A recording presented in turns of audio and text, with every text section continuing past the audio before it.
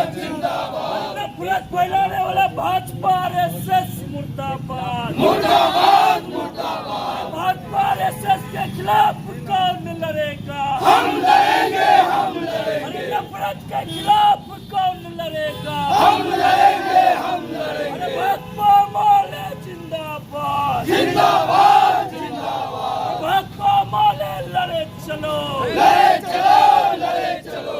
दंगाइयों गिरफ्तार करो, गिरफ्तार करो, गिरफ्तार करो। अरे दंगा फैलाने वाला बजरंग दल के कार्यकर्ताओं को गिरफ्तार करो, गिरफ्तार करो, गिरफ्तार करो। आरएसएस बीजेपी मुर्दाबाद, मुर्दाबाद मुर्दाबाद। नीतीश कुमार जवाब देना होगा, देना होगा, देना होगा। बिहार में सांप्रदायिकता नहीं सहेंगे, नहीं सहेंगे, नहीं सहेंगे। हल्ला बोल, हल्ला बोल। और आरएसएस बीजेपी काम डाउन।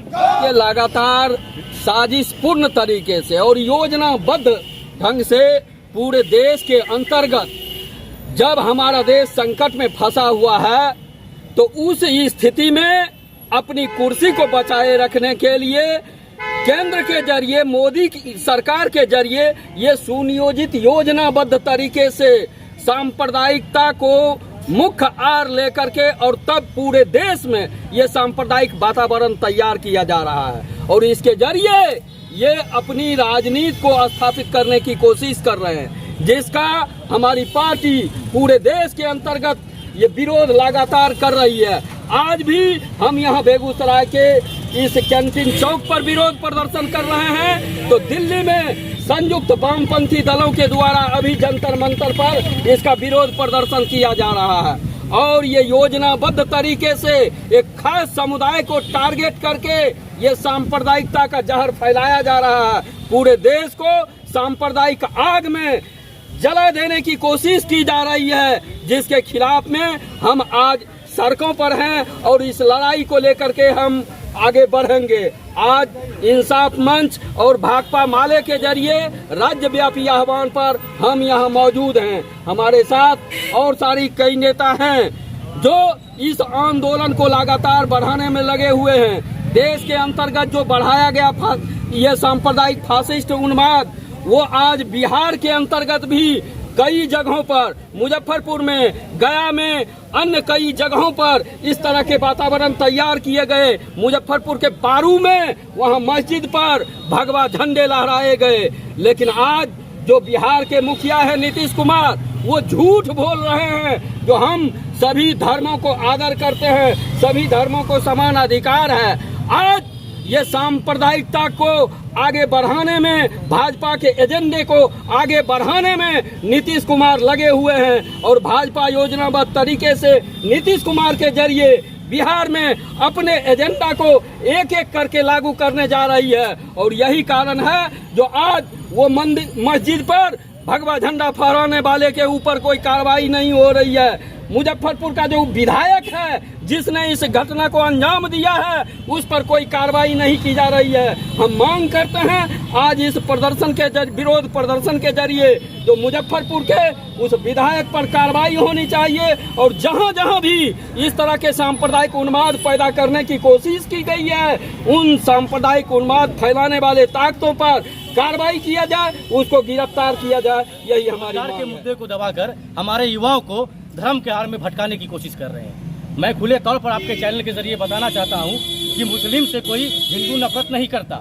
मुस्लिम से नफरत विशेष संगठन के लोग करते हैं। आरएसएस, बजरंग दल, भाजपा के लोग मुसलमानों से नफरत करते हैं, वो मुसलमानों को डराना चाहते हैं। हम लोग बचपन से देखते आए हैं रामनवमी के जुलूस को, लेकिन 2014 के बाद रामनवमी जुलूस को इस तरह से देखा जा रहा है कि उस जुलूस में हाथ में पिस्टल होता है, हाथ में कट्टा होता है, खुले तौर पर नंगा तलवार होता है। उसके बाद जुलूस के दौरान मस्जिदों में जाकर बजरंग दल आरएसएस के गुंडे लोग वहां भगवा झंडा फहराने का काम करते हैं ताकि मुस्लिम समुदाय के लोग उकसा जाए, उनको गुस्सा आ जाए और देश में दंगा का माहौल पैदा हो।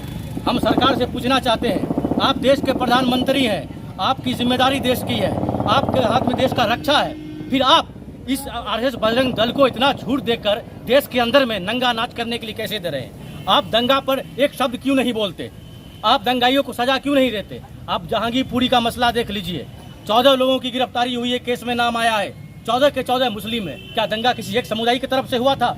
मेरा ये कहना नहीं कि वो हिंदू दोषी या मुस्लिम दोषी, हमारा कहना है कि दंगा में जो लोग दोषी हैं उन सब पर बराबर कार्रवाई होनी चाहिए, चाहे वो बजरंग दल के लोग हो चाहे मुस्लिम समुदाय के लोग हैं। जो रामनवमी के दिन जो पूरे हिंदुस्तान में जगह ब जगह, जैसे आपके दिल्ली में जहांगीरपुर, उसके बाद मध्य प्रदेश, उसके बाद राजस्थान और बिहार में भी गया, मुजफ्फरपुर, ये जो रामनवमी के दिन, ये रामनवमी का त्यौहार जो राम के नाम से, आदर्श नाम से इस त्यौहार को मनाया जाता है, लेकिन कुछ ये 2014 से हम देख रहे हैं, हमारी पार्टी देख रही है कि ये ऐसा सवाल टारगेट किए हुए हैं मुसलमानों के खिलाफ, जिससे मुसलमानों के दिल में दहशत और फोबिया पैदा कर देना चाहता है। हमारा कहना है कि आप मस्जिद पर भगवा झंडा चढ़ा देते हैं तो इसका मतलब ये नहीं कि मस्जिद नापाक हो गया, बल्कि आपकी मंशा है कि आप एक खास कौम को, मुस्लिम को आप चिढ़ाते हैं, उसको उकसाते हैं, उसको लड़ने मरने पर तैयार करते हैं। और इसमें ये सरकार पूरी तरह से दोषी है, जिसका कि ये होम मिनिस्टर अमित शाह जो गुजरात के दंगे में ये दंगाई की तरफ से इनको सदाबहार तड़ी पार बनाया गया था, और ये मोदी उसके पोषक हैं। ये जानबूझ करके हिंदू राष्ट्र के नाम पर एक शगुफा छोड़ते हैं, और शगुफा छोड़कर जो है सो हम मुसलमान को टारगेट बनाए हुए हैं और यहाँ मुल्क को बर्बाद कर देना चाहते हैं। ये अंग्रेज से माफी मांगने वाले ये हिंदुस्तान के वफादार कौम मुस्लिम पर को टारगेट किए हुए हैं।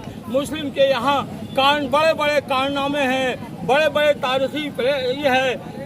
ये मुसलमान यहाँ 700 बरस हुकूमत किया, कोई तारीख इस बात का सबूत नहीं है कि आपस में दंगा किया। ये 2014 से इतना दंगा करवाया, बीफ के नाम पर, लव जिहाद के नाम पर, घर वापसी के नाम पर, ये त्रिपुल तलाक के नाम पर, ये जो है सो आपके हिजाब के नाम, कर्नाटक में भी आपने देखा हिजाब के नाम पर।